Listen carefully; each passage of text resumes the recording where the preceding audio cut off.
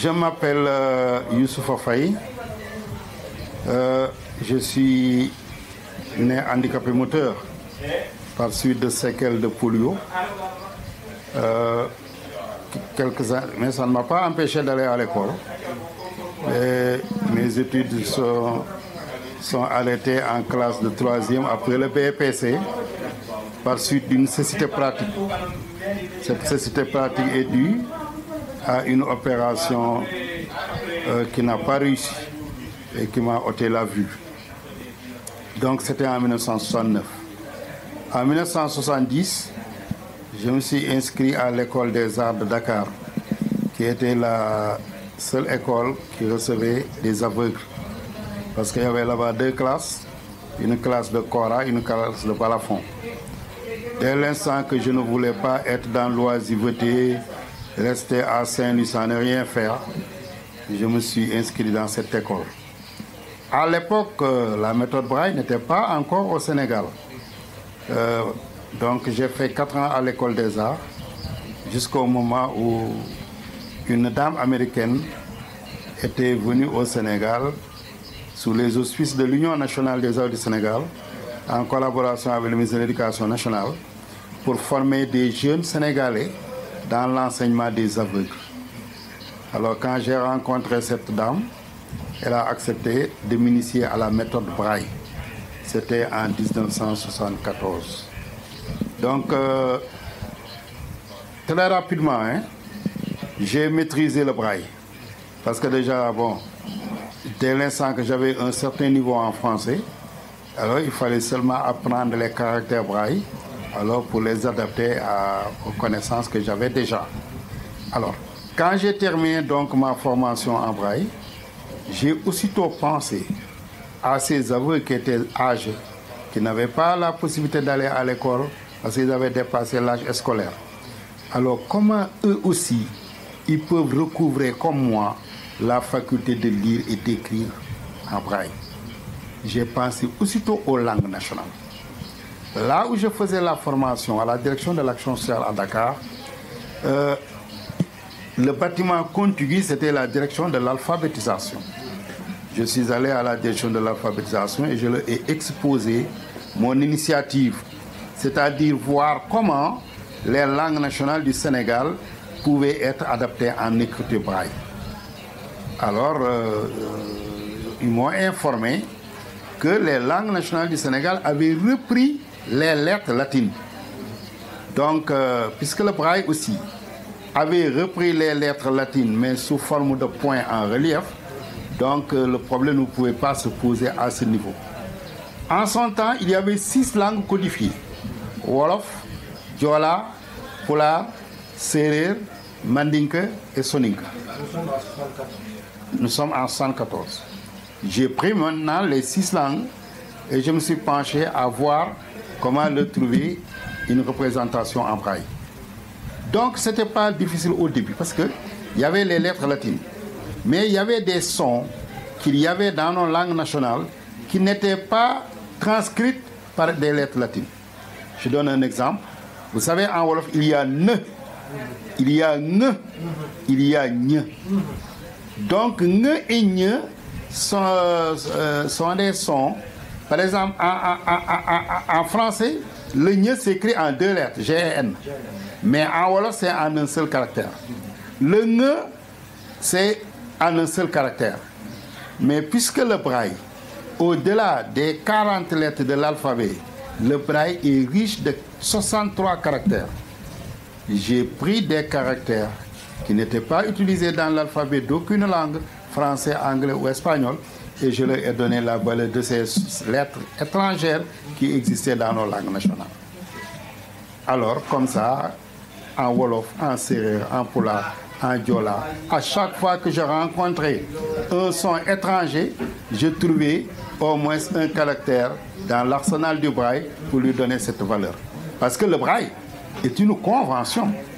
C'est un signe, c'est pourquoi le Braille les appelle mes signes conventionnels. N'est-ce pas? Alors, donc j'ai fait la recherche en 1976. À l'époque, il y avait ce qu'on appelait la direction de l'éducation de base et de l'alphabétisation. Quand je les ai rencontrés, ils ont vraiment estimé le travail qui était très bien. Et en 1981, dans le cadre de l'année internationale des personnes handicapées, j'ai exposé ma recherche à la Chambre de commerce de Dakar. Le ministre l'avait beaucoup apprécié, mais après la cérémonie, tout est allé dormir dans les tiroirs.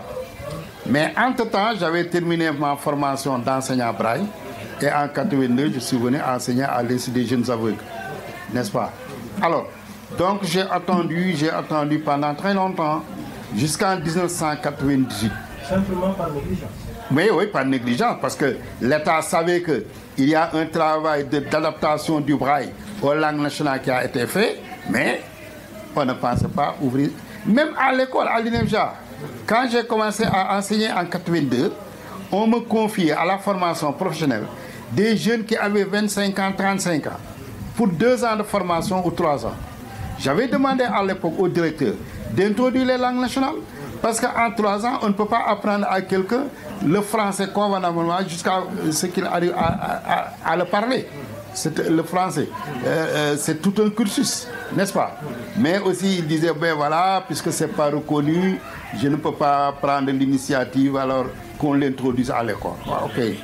En 1998, il y avait une organisation qui était un programme qui était au niveau du ministère de l'Éducation nationale, qu'on appelait le PAPA, Programme d'alphabétisation des personnes âgées.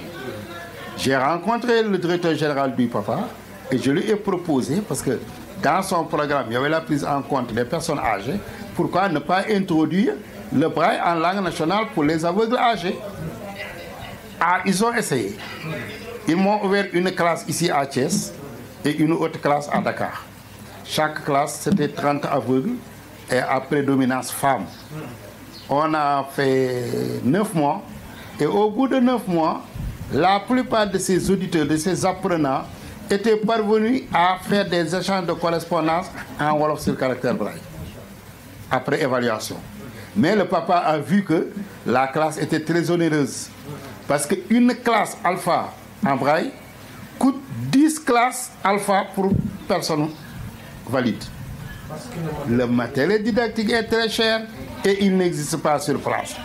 Donc ils n'ont pas voulu reprendre l'expérience. Ils se sont arrêtés à la première tentative en 98, n'est-ce pas? Donc de 92 à 98, l'État n'a rien fait? Oui, il y avait une seule expérimentation, c'était avec le papa en 98. Donc 18 ans après la création?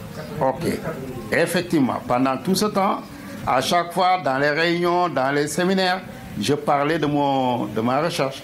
Les gens ne faisaient qu'apprécier et puis c'était fini. Hein? Il y a eu seulement le ministre Ibader Thiam, quand il était ministre de l'Éducation nationale, il m'a reçu et il m'avait demandé de faire protéger mon œuvre à l'Organisation africaine pour la propriété intellectuelle. Lui, il m'avait donné ce conseil. Alors, donc maintenant, de 98, avec l'expérimentation du papa, le projet est retourné maintenant dans les tiroirs. Jusqu'en 2008, il y a eu une autre ONG qu'on appelait Sightsavers, une ONG anglaise, qui avait inscrit dans son programme alphabétisation de 100 aveugles en langue nationale. Quand je suis allé les voir, je leur ai dit, mais comment est-ce que vous allez alphabétiser les aveugles en langue nationale? Ils ont dit qu'en tout cas, on l'a inscrit dans notre programme, mais on ne sait pas comment s'y prendre. Je leur ai dit, tiens, moi j'ai fait une recherche sur l'adaptation des langues nationales en braille. Ils m'ont dit, mais voilà, donc c'est l'homme qu'on cherchait. Et ils ont ouvert des classes d'alphabétisation en wolof sur caractère braille. À Louga, à Thiès, à Dakar, à Kaolack. En 2008? Oui, en 2008. Jusqu'à présent, l'État du Sénégal n'a absolument rien fait. Donc on a commencé. Alors c'est avec mon cheminement avec Sightsavers que j'ai découvert la direction de l'alphabétisation et des langues nationales, la DALEN. Parce qu'il me fallait former des facilitateurs en braille wolof. Alors j'ai rencontré l'IA de Dakar qui m'a conseillé de me rabattre à la DALEN pour avoir des personnes, par exemple, pour leur faire la formation. C'est là où j'ai été à la DALEN. Et la DALEN a vu pour la première fois qu'il y avait une transcription des langues nationales en braille. Maintenant, avec la Dalen, on a commencé à travailler.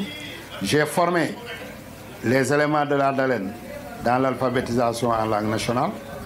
J'ai découvert aussi au niveau de la Dalen que, par exemple, il y avait des innovations, il y avait des signes nouveaux. Par rapport à la recherche que j'avais faite en 81, il y avait une évolution. Par exemple, je donne un exemple. Quand le président Abdoulaye Wade est venu au pouvoir, lui, il a dit qu'en Wolof, il y a He. Parce que la première transcription, il n'y avait pas He. Parce qu'on disait que He n'est pas Wolof. Mais quand Abdoulaye Wade est venu au pouvoir, il a dit, mais il y a He. Pourquoi vous n'avez pas mis He dans l'alphabet Wolof? Parce que les Kaolackois, ils disent Hay. Il leur dit maintenant, si vous voulez écrire Hay, qu'est-ce que vous allez faire? Comment vous allez l'écrire? Comment vous allez l'écrire? Alors, ils ont introduit le H dans l'alphabet Wolof. Moi aussi, c'est à la Dalen que j'ai trouvé cette innovation. Je n'ai pas eu de problème, j'ai créé aussi le E. Il y a aussi un Hankel. Un. Maître Abdoulaye Wade a dit que vous n'avez pas prévu un. Alors qu'à Kaolack aussi, ils disent un. Alors, j'ai trouvé cette innovation à la Dalen et j'ai ajouté le signe un dans mon adaptation. Donc, c'est la découverte que j'ai faite à la Dalen. C'est à la Dalen qu'on m'a dit que M. Faye, vous avez bien travaillé. Mais tant qu'il n'y a pas un décret, votre recherche ne peut pas être validée et utilisée dans le système éducatif. Je leur ai dit, ah bon? Alors, on s'est penché à l'élaboration de l'avant-projet de décret. Je l'ai travaillé avec la Dalen pendant 2 ans, de 2008 jusqu'en 2010. On a travaillé l'avant-projet de décret. Alors, là où c'était l'éternelle discussion avec la Dalen, je le disais à chaque fois, le braille est une écriture. Pourquoi créer un décret alors que le braille vient s'adapter à l'alphabet des langues nationales qui existent? Alors, finalement, je lui ai dit que bon, en tout cas, moi, ce que je vois, c'est que le décret, le titre du décret sera reconnaître que le braille est adaptable aux alphabets des langues nationales du Sénégal. Et c'est fini. Parce que le braille n'a jamais eu de décret, depuis le braille. En 1880, il n'y avait pas de décret. Il y avait seulement une reconnaissance officielle et on l'introduisait dans le système éducatif. Ils m'ont parlé de décret, je suis d'accord. On est resté longtemps, mais le décret vient d'être signé le 17 août dernier par le président Macky Sall. Le président Macky Sall, en 2021, 17 août bipassé. Alors, le président Macky Sall, non seulement il a signé un décret qui englobe l'ensemble des 6 langues qui avaient fait l'objet d'une transcription en braille, donc ça fait 7 décrets. Un décret englobant et un décret pour chaque langue. Par exemple, le Wolof en braille, il y a un décret, il y a le Mandinka, alors les différentes 6 langues. C'est le 9 septembre dernier, dans le cadre de la semaine de l'alphabétisation, que le ministre de l'Éducation nationale m'a remis le document avec les 6 décrets. Alors, depuis lors, donc, j'attends. Parce que ce matin seulement... Voilà, ce que j'attends, c'est que jusqu'à présent, il n'y a des formateurs qu'au niveau du braille Wolof. J'ai formé des aveugles, j'ai formé des personnes voyantes dans l'adaptation du Wolof sur caractère braille. Mais les autres langues n'ont pas encore de facilitateur. Alors, après, donc quand on m'a remis les décrets, on m'a dit que donc j'avais lancé un appel à la cérémonie. J'avais dit que maintenant que les 6 décrets sont signés, je compte ouvrir une classe pour chaque langue pour démocratiser un peu l'utilisation des langues nationales. Parce qu'il n'y a pas que des Wolofs au Sénégal, il n'y a pas que des Wolofs aveugles. Alors, le programme que le ministère de l'Éducation nationale développe chaque année, alors pour l'ouverture des classes d'alphabétisation fonctionnelle, on m'a appelé un jour pour me dire que on vous a donné 6 classes, mais maintenant vous ne faites pas de la cartographie. C'est-à-dire où installer, implanter ces classes. J'ai suivi l'environnement linguistique du pays. J'ai dit, bon, le Sérère, je le mets à Foundiougne, le Poulard, je le mets à Linguère, Le Mandinka, je le mets à Sidiou. Le Diola, je le mets à Ziguinchor. Et maintenant, le Wolof et le Sérère, ça, bon, le Sérère déjà est à fouiller, n'est-ce pas? Mais avant le démarrage des classes, permettez-moi une formation pour former les 6 facilitateurs dans ces différentes langues-là, pour qu'ils puissent tenir ces classes. Jusqu'à présent, depuis qu'on m'a remis les décrets, rien ne s'en est suivi. J'avais demandé une rencontre avec le président de la République pour lui présenter le plan stratégique que j'ai mis en place pour l'explantation de ces langues nationales. Jusqu'à présent, je n'ai été reçu par aucune autorité du pays. Sur le plan communication, une semaine après, j'ai reçu TV France Monde qui a fait un reportage sur la recherche et sur les décrets. Et ça a parcouru le monde parce que ça a été jusqu'à la Voix de l'Amérique. Mais au niveau national, je n'ai été invité par aucune radio. Et ce qui est grave, ils sont en train, le gouvernement est en train, dans les cérémonies, de parler de cette recherche et de s'en approprier. Ce qui n'est pas normal. Le 3 décembre de la Journée internationale des personnes handicapées, le directeur de l'action sociale a dit que le Sénégal, dans le processus d'amélioration des conditions des personnes handicapées, a publié tout dernièrement une recherche sur les langues nationales en braille, sans pour autant parler de l'auteur.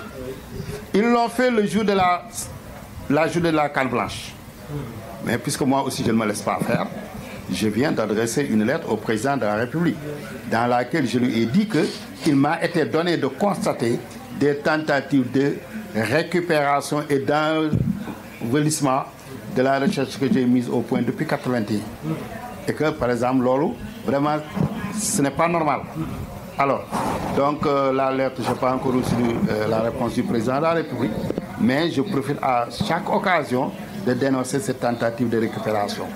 N'est-ce pas? Même l'INEFJA, où j'ai enseigné jusqu'à présent, n'accepte pas l'introduction des langues nationales dans son programme. Alors, on ne sait pas. Alors que, actuellement, dans le système éducatif, même chez les enfants voyants, on a introduit les langues nationales. Ici, il y a une recherche qui a été faite dans ce sens par quelqu'un qui est de l'INEFJA. Mais l'INEFJA manifeste la réticence alors de démarrer le programme. Devant un décret présidentiel. Et un décret présidentiel? Non, je les attends. Je les attends, je les attends. Je les attends.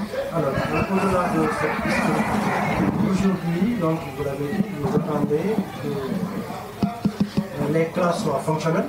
Et pour cela, il faut... Elles vont ouvrir au mois de mars. Le PNFJA démarre au mois de mars. Donc le financement est déjà en place. Oui, oui. Tout est en place. Oui, tout est en place. Mais le PNFJA a aussi son problème. Et que le PNFJA n'achète pas le matériel didactique à l'usage des aveugles. Et qui va les acheter? Nous nous débrouillons pour demander par exemple aux étudiants qui sont en France de nous envoyer quelques tablettes, quelques poinçons, n'est-ce pas, pour qu'on puisse équiper les classes. Parce que jusqu'à présent, l'équipement, il parle de classes spécifiques, mais le matériel didactique spécifique n'est pas pris en compte dans le cadre du budget du PNFJA. Paradoxal. Paradoxal. C'est pourquoi parfois, on nous donne des classes, mais faute de matériel, on ne fonctionne pas. Et c'est le moment, l'occasion, pour lancer un appel. Mais oui, et l'appel que je lance, et que je l'ai dit incessamment, le fait historique est que c'est pour la première fois depuis 1880 qu'un décret a été signé pour reconnaître l'adaptation du braille aux langues nationales d'un pays. C'est pour la première fois en Afrique que des langues nationales ont été adaptées sur caractère braille. Tout ça c'est bien, mais sur le plan de l'exploitation de cette innovation pédagogique, rien n'a encore été fait jusqu'à présent. Et donc une journée qui apparemment n'est pas célébrée comme il se devait aujourd'hui en cas. Oui, voilà, effectivement, bon. Mais non, nous avons saisi l'occasion pour mettre en branle, pour mettre sur la table les difficultés liées à l'enseignement du braille.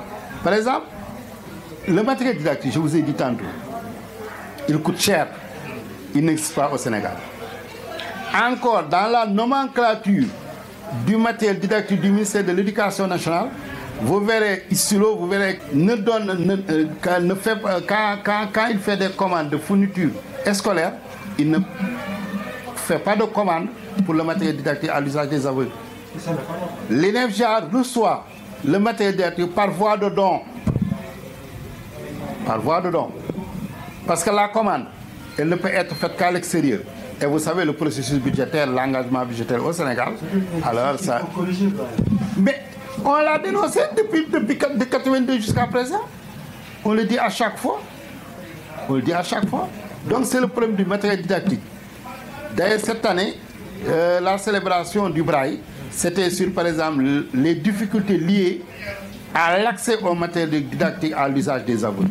C'est le thème qu'on a choisi au Sénégal. Donc l'enseignement inclusif, l'État en parle, mais ne pose pas les actes qu'il faut pour accompagner cet enseignement inclusif. Mais l'enseignement inclusif a été introduit au Sénégal par des ONG. Le Sénégal, comme État partie de l'UNESCO, a assisté au sommet de Jomsien sur l'éducation inclusive. Mais depuis lors, de 1996 jusqu'à nos jours, on était en état de balbutiement. Il y a HI qui a fait les premiers pas, après Side Savers, et maintenant SHC qui a ouvert la classe de Thiès. Mais jusqu'à présent, l'État, pour vous dire, même au niveau par exemple du ministère de l'Éducation nationale, l'enseignement inclusif est confié à la DE, la direction de l'enseignement élémentaire. Alors que l'enseignement inclusif, c'est du CI à l'université. Donc il va avoir sa direction nationale, sa direction nationale, pour une réelle prise en compte de ce programme. Donc vous réclamez la mise en place d'une direction nationale de l'enseignement inclusif qui prendra en compte ce programme du préscolaire à l'université. Oui, et également le matériel didactique. Le matériel didactique. Actuellement, nous demandons par exemple aux industriels sénégalais qui sont très ingénieux de réfléchir sur la confection de ce matériel sur place. Avant-hier, nous déplorions que par exemple, même les béquilles et les fauteuils roulants mais ne sont pas fabriqués au Sénégal. On va jusqu'en Europe pour les avoir sous forme de dons ou sous forme de commande. C'est pourquoi jusqu'à présent, vous rencontrez des handicapés moteurs qui rampent, qui n'ont pas de béquilles ou qui n'ont pas de fauteuil roulant. Parce que nous les recevons en fond. Il y a beaucoup de matériel à l'usage des personnes handicapées. On doit tenter à les fabriquer sur place. Même les appareils auditifs pour les sourds. Les crèmes solaires. Hein? Il y a combien d'industries de beauté? Pourquoi ne pas tenter à fabriquer les crèmes solaires au Sénégal? Nous les recevons sous forme de dons ou bien parfois des commandes très chères. Ce n'est pas normal. Ce n'est pas normal. C'est pourquoi l'intégration de la personne handicapée, ça reste beaucoup. On en parle. Parfois, c'est l'arbre qui cache la forêt. On parle de l'INEFJA. On parle de quelques reculements par-ci, par-là. Mais le problème demeure entier. Donc, il y a beaucoup plus de débats que d'actes posés. Il y a beaucoup plus de débats que d'actes posés.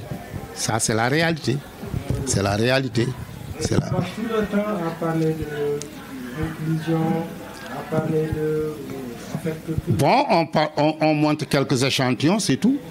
D'ailleurs, actuellement, la Fédération des handicapés est en train de demander, parce que c'est le président Macky Sall qui nous l'avait promis, la tenue d'un conseil présidentiel sur le handicap. Comme ça, on va poser l'ensemble des problèmes et aller vers les solutions. Mais vous savez, depuis lors, hein, c'est depuis 2012 qu'il nous parlait de ce conseil présidentiel, mais jusqu'à présent, ça n'a pas eu lieu. Les cadres d'égalité des chances, ça pose problème. Ça pose beaucoup de problèmes. Parce que ça ne couvre pas. Ça ne couvre que 2/3 de la population des handicapés. Que 2/3. Alors que c'est cette carte d'égalité des chances qui donne le droit à la bourse de sécurité familiale. Même ceux qui en ont ne bénéficient pas des services. Mais c'est ça. Parce que la carte d'égalité des chances a deux fonctions. Une fonction d'identification, mais aussi une fonction de service. La fonction d'identification, c'est que sur la carte, on met par exemple le type de handicap et tout ça. Bon, mais les services, c'est le transport, c'est la santé, c'est par exemple l'accessibilité infrastructurelle, c'est l'éducation et tout ça, mais ces services ne sont pas encore satisfaits. Jusqu'à présent, il y a des écoles qui n'acceptent pas de recevoir des élèves handicapés. L'éducation n'est pas Voilà. inclusive. N'est pas inclusive, voilà. L'éducation n'est pas inclusive. Alors, le dernier mot. Bon, le dernier mot, c'est que les personnes handicapées resserrent les rangs et mènent encore le même combat qui a été mis en branle en 1973. Parce qu'en 1973, ce n'était pas facile avec le président Senghor d'introduire l'enseignement des aveugles. Quand on a rencontré le président Senghor en 1972, les aveugles intellectuels l'ont rencontré. Il avait dit que non, lui, dans sa vision, c'est d'ouvrir un grand conservatoire de musique, et parce que les aveugles sont doués en musique. Nous avons dit non. Certes, il y a parmi eux qui sont doués en musique, mais les aveugles peuvent apprendre, aller à l'école comme tout le monde et devenir des agrégés comme vous. Ça aussi, c'est un problème. Ceux qui ont déjà le diplôme rencontrent beaucoup de difficultés pour être insérés dans le milieu professionnel. Voilà, c'est ça. Parce que là aussi, c'est au niveau de la loi d'orientation sociale où il y a eu un problème. Parce que dans la loi d'orientation sociale pour la promotion et la protection des droits des personnes handicapées, en matière de recrutement à la fonction publique, on parle de 15% pour les handicapés. Nous disons que 15% ne règle pas le problème, parce que c'est 15% par rapport au nombre de postes sollicités au niveau de la fonction publique. Même ces 15% ne sont pas respectés. Ils ne sont pas respectés. Voilà, c'est pourquoi nous disons que notre proposition, c'est la mise en place d'un quota spécial à chaque recrutement. On l'a tenté en Côte d'Ivoire. Chaque année, il y a au moins un effectif de 400 personnes handicapées, diplômées, qui rentrent à la fonction publique, quelle que soit, par exemple, leur qualification. Nous aussi, si on veut régler au Sénégal le problème du recrutement des personnes handicapées, c'est par voie de quota. Mais les 15% ne règlent pas le problème. Même ces 15% ne sont pas respectés. Non, ils ne sont pas respectés. Ils ne sont pas respectés. Ils ne sont pas respectés du tout. Parce que, par exemple, le dernier recrutement, nous n'avons eu qu'un seul jeune aveugle qui est recruté. C'est un juriste qui a été recruté. Il est au ministère de la Justice. Pour les 5000 emplois qui à l'éducation nationale, il y a 5 jeunes qui ont été pris. Ils sont actuellement en formation à l'EFI et en stage pratique à l'INEFJA. Merci, doyen. Ça se passe comme ça.